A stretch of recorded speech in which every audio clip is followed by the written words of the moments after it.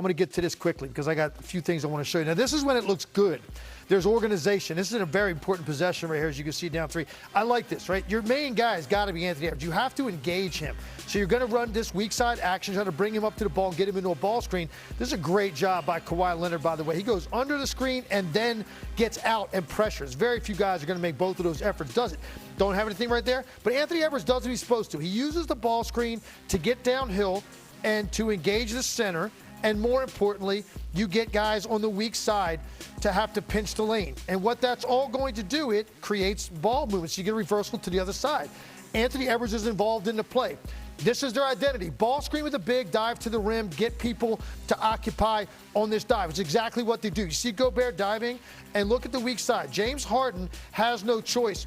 He's watching all this action. He has to pinch in the lane, and what that's going to ultimately create when this ball gets swung over here to Karl-Anthony Towns, watch Harden take the high side. Towns gets a rim run. Now, that was perfectly set up. The ball changed sides of the floor 3 times, Scott. That's when it looks good. Use your size to attack the paint. Anthony Edwards gets a touch. Now, this one is kind of a head-scratcher. Next possession, it's a 1-point game. Watch Anthony Edwards. He just kind of float around, not really involved, not really engaged. They don't know what they're going to run. Okay, is it going to be Karl-Anthony Towns? All right, I like this matchup. You got James Harden in the post. Throw the ball into the post. Instead, watch what he does. I mean, Karl-Anthony Towns just runs out to the corner for no reason. So now you're at a disadvantage. You are playing against a smaller defender. You've taken away from the basket. Great strength. Very difficult shot that Towns gets there in a critical possession.